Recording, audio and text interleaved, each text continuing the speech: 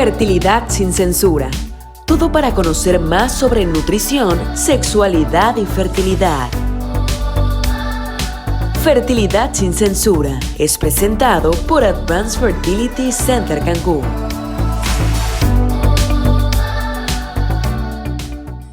Bienvenidos a Fertilidad sin censura, una emisión más de nuestro podcast en Advanced Fertility Center Cancún. El día de hoy estamos con nuestra jefa de laboratorio, la embrióloga Cecilia Moreno Barragán. ¿Qué tal, Ceci? ¿Cómo estás el día de hoy? Hola, Azul, muy bien, muchas gracias. Bueno, el día de hoy nos vas a platicar un poquito acerca de qué le pasa a nuestros embriones cuando tienen una biopsia genética. Eso es súper interesante para nuestros pacientes. Muchas gracias por esta presencia en nuestro podcast y queremos escucharte.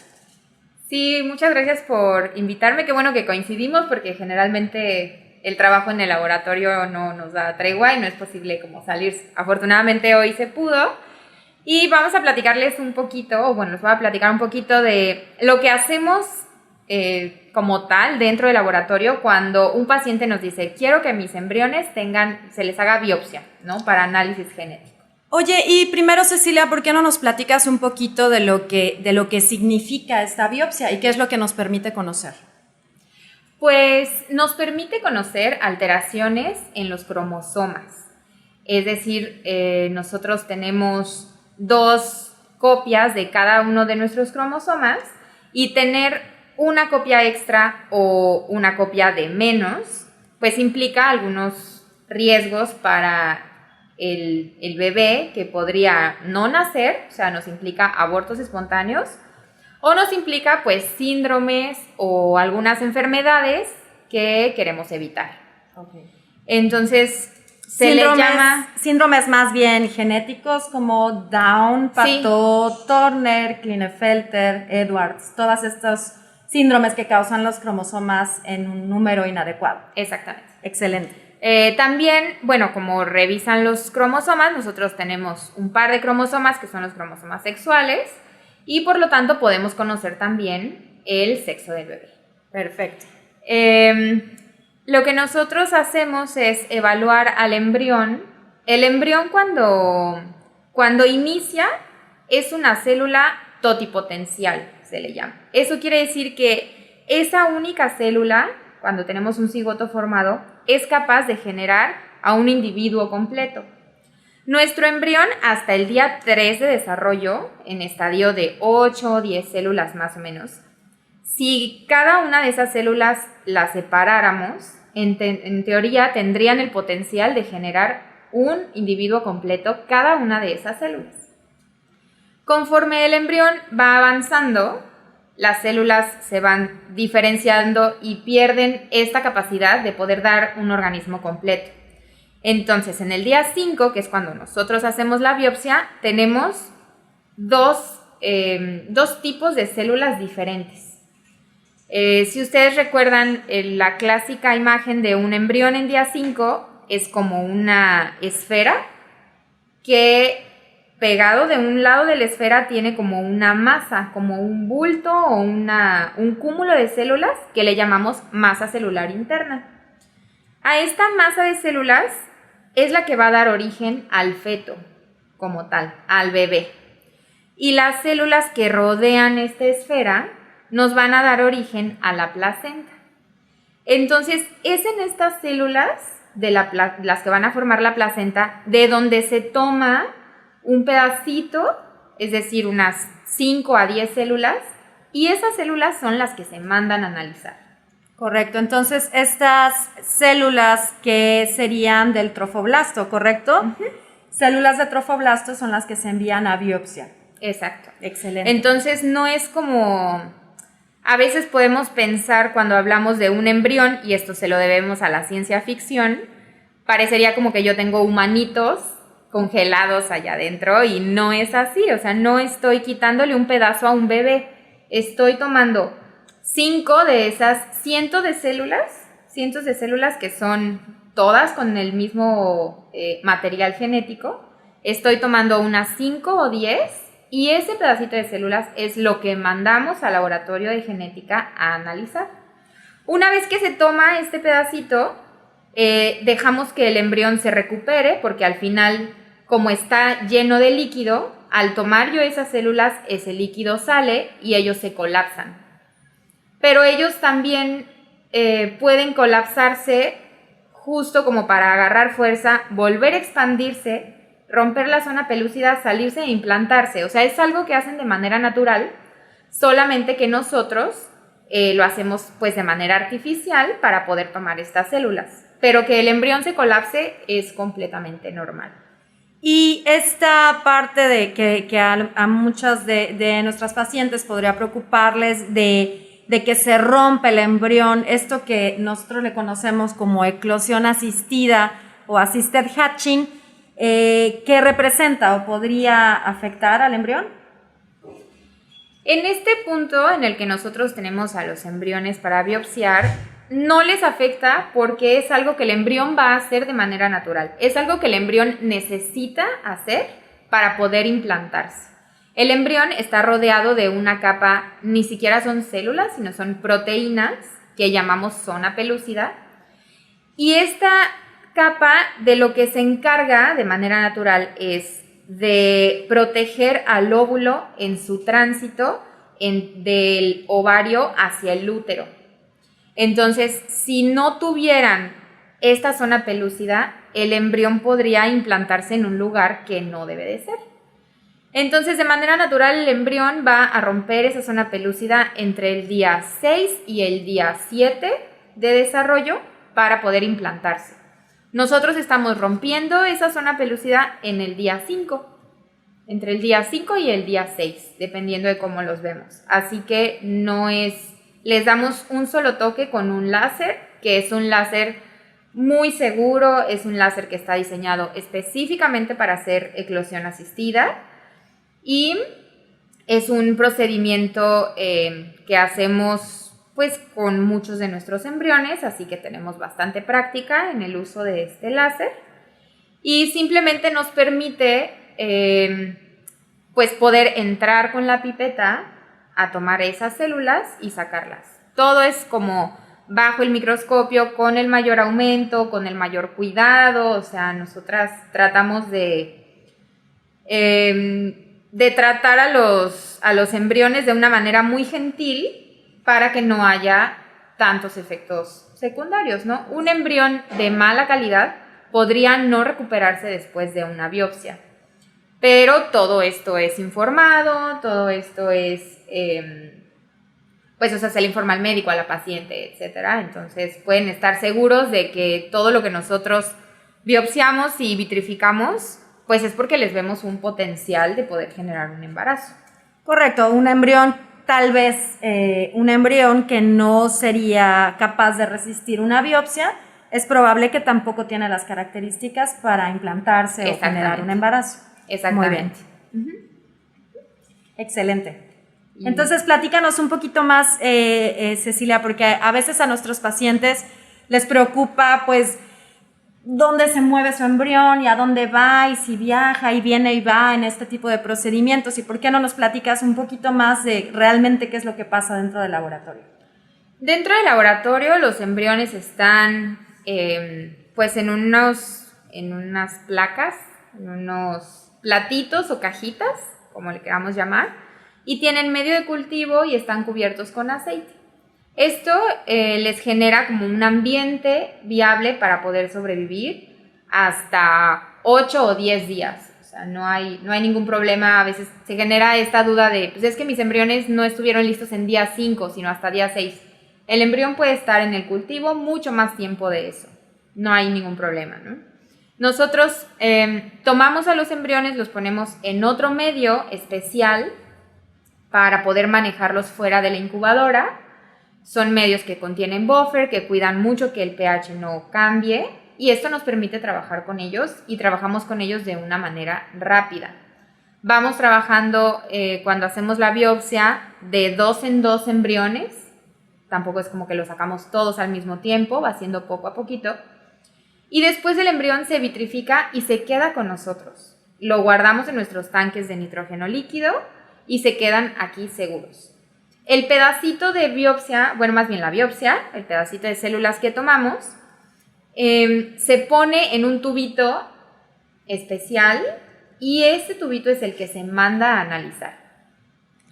Correcto. Y cuando el laboratorio de genética corre la muestra, tiene el resultado, descarta esas muestras. O sea, ese pedacito de embrión ya no nos sirve para nada, porque para ellos poder ver el ADN que tiene adentro y los cromosomas, tienen que romper esas células, tienen que destruirlas y tienen que analizarlas.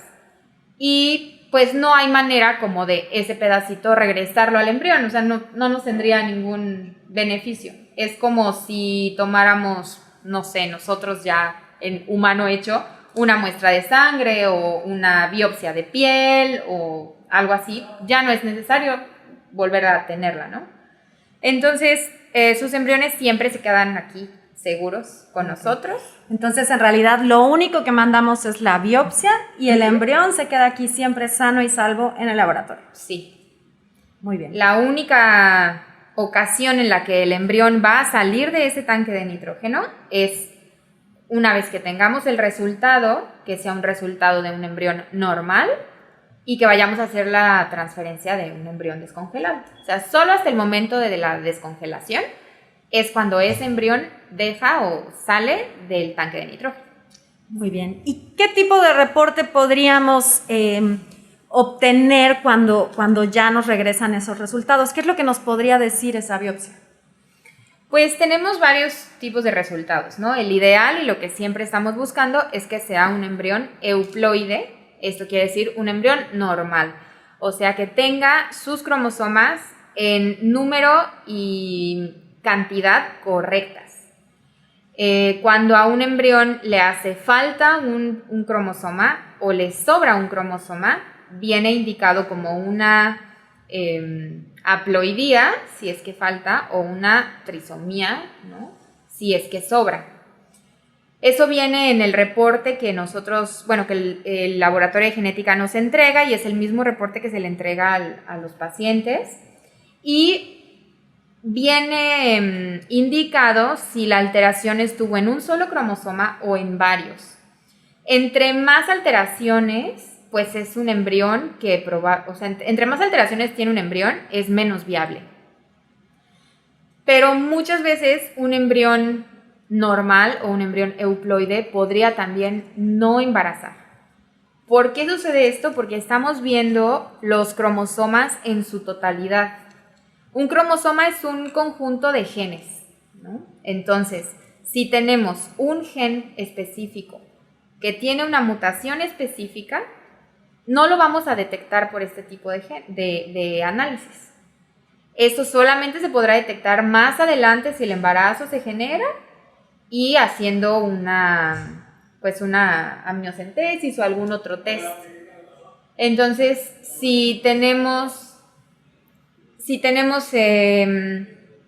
pues factores como edad materna avanzada o un factor masculino muy severo, pues aumenta nuestra cantidad de aneuploidías, ¿no? Nuestro riesgo de poder tener aneuploidías. Ok, entonces lo que puede llegar a pasar entre más edad avanzada tengamos o más problemas en los espermatozoides es que los cromosomas tengan un número anormal. Sí. ¿Qué nos puede llevar a este tipo de síndromes? Pues podría darnos, por decir, un síndrome de Down, ¿no? Que sabemos que pues aunque la esperanza de vida ahora ha aumentado mucho para este tipo de síndromes, pues de todas formas no tienen una vida completamente independiente, ¿no? Siempre hay como la angustia por parte de los padres de quién se va a hacer cargo en algún momento si yo falto. Claro. Algunos otros síndromes, puede ser el síndrome de Turner, pues no se puede detectar hasta que la mujer... Este síndrome de Turner tenemos una X y tenemos ningún otro cromosoma sexual. Por lo tanto, nace un bebé con pues como una anatomía femenina, una anatomía de mujer, pero sus órganos sexuales no están desarrollados, va a tener infertilidad, tienen algunas, pues se llama cuello alado, tienen algunas afecciones también físicas, no alcanzan el máximo desarrollo que podrían en cuestión de altura. Entonces, pues bueno, son cuestiones que son compatibles con la vida, pero la reproducción asistida tiene como finalidad el nacimiento de bebés sanos, ¿no? Correcto. Entonces podríamos decir que la biopsia genética nos ayuda en diferentes casos a evitar síndromes como los que nos mencionas, pérdidas gestacionales tempranas, sí, por una incompatibilidad con la vida, y también reducir el número de intentos que se requieren para lograr un embarazo exitoso, porque al final estamos transfiriendo un embrión cromosómicamente normal o euploide, ¿correcto?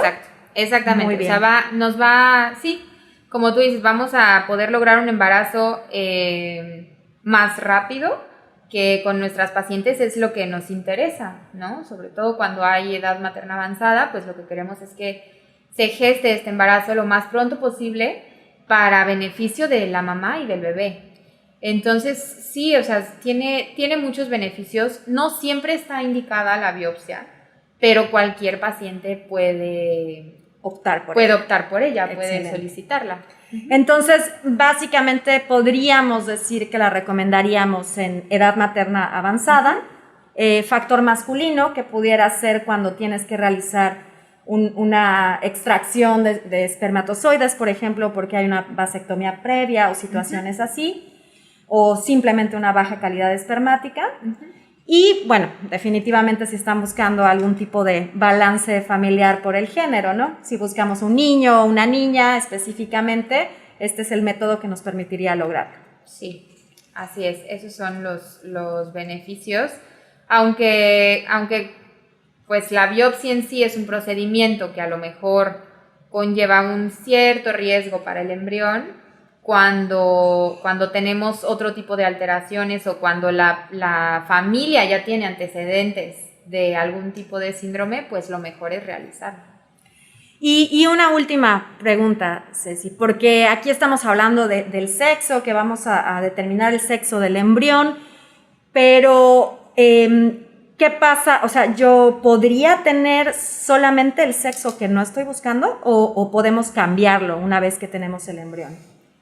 No, esa es mucho creo que la ciencia ficción también de repente nos juega un poco chueco. Yo no puedo hacer solamente embriones niños o embriones niñas. Eso nadie lo puede hacer y quien se los ofrezca les mintió. Lo que nosotros hacemos es, una vez que los embriones están en día 5, analizar cada uno de los embriones y así sabemos quiénes son niñas y quiénes son niños. O sea, no hay forma de hacer solo un sexo. Correcto. El sexo está determinado por el espermatozoide. ¿Por qué? Porque todos los óvulos de todas las mujeres, o la gran mayoría, tienen un cromosoma X. Y nosotros sabemos que una mujer tiene 2 cromosomas X y un hombre tiene un cromosoma X y uno Y. Así que todos los óvulos son X y el espermatozoide es el que podría traer un cromosoma X o un cromosoma Y. Por eso se dice que el sexo lo determina el papá. Entonces, hay ocasiones en los que por azar todos los espermatozoides que fecundaron fueron niñas y el resultado del análisis genético nos va a decir solo tienes niñas. Pero eso no quiere decir, o sea, el laboratorio no tiene nada que hacer ahí. Claro, no podemos modificar si es niño hacerlo niña o buscar un colorcito de ojos azules. No. Todavía no estamos en esos niveles de ciencia ficción. No, o sea, si ustedes quieren hacer un ciclo de reproducción asistida porque quieren niños con ojos azules y ustedes no tienen ojos azules, necesitan entonces utilizar óvulos de una donante que tenga ojos azules y semen de un donante que tenga ojos azules. O sea, no hay forma en que yo pueda combinar y no hay forma en que yo pueda predecir ni modificar la genética. O sea, no puedo... Sí, o sea, no hacemos modificaciones genéticas, no hacemos quimeras, no hacemos combinaciones de genéticas para obtener un resultado. O sea, no puedo decirles estos niños son lacios, estos niños son chinos. O sea, no, eso no sucede todavía. Bueno, pues muchísimas gracias, Ceci. No sé si quieras platicarle algo más a nuestros podcast escuchas. O la verdad es que fue muy interesante y muy informativo todo esto que nos acabas de platicar. Sí, pues mira, últimamente a lo mejor han escuchado un poco acerca de los embriones mosaico. Estos embriones son embriones que unas partes, si yo mando 10 células, tal vez 5 células están normales y 5 están anormales. Eso es un embrión mosaico. Quiere decir que no todo el embrión tiene la misma ploidía en todas las células. Nosotros actualmente no estamos transfiriendo embriones que sean mosaico. De hecho, el laboratorio de genética ni siquiera nos los reporta como mosaico, porque de cualquier manera tienen mucha probabilidad de causar abortos y pérdidas tempranas, ¿no? Aunque sí hay reportes de casos de nacidos vivos habiendo transferido embriones mosaico. Depende de qué cromosoma estemos hablando y depende del porcentaje de mosaicismo. Entonces el laboratorio de genética nos dice que, bueno, ellos nos lo reportan como aneuploide porque siempre es un mosaicismo muy alto. Entonces no vale la pena hacer uso de esos embriones. Claro, pues bueno, la idea es buscar un bebé sano. Claro, la idea es buscar un bebé sano, ¿no? De cualquier manera, todas estas son nuestras reglas generales. Si hubiera un caso muy específico de que sea el único embrión logrado y que tenga un bajo grado de mosaicismo, etcétera, bueno, se puede considerar, se somete al comité de bioética, se da una resolución y pues se le dan las indicaciones a la paciente, ¿no? Excelente. Pero si nosotros por el momento no transferimos embriones mosaico, afortunadamente en casi todos nuestros ciclos hay por lo menos un embrión normal que se puede transferir. Excelente. Pues muchísimas gracias. Ella fue Cecilia Moreno Barragán, nuestra embrióloga y jefe de laboratorio aquí en Advanced Fertility Center. Muchas gracias por tu visita. No, de nada. Los vemos muy pronto en una emisión más de nuestro podcast Fertilidad sin Censura. Fertilidad sin Censura. Hablamos en cada emisión sobre nutrición, sexualidad y fertilidad. Temas de interés que tú necesitas. Presentadas por Advanced Fertility Center Cancún.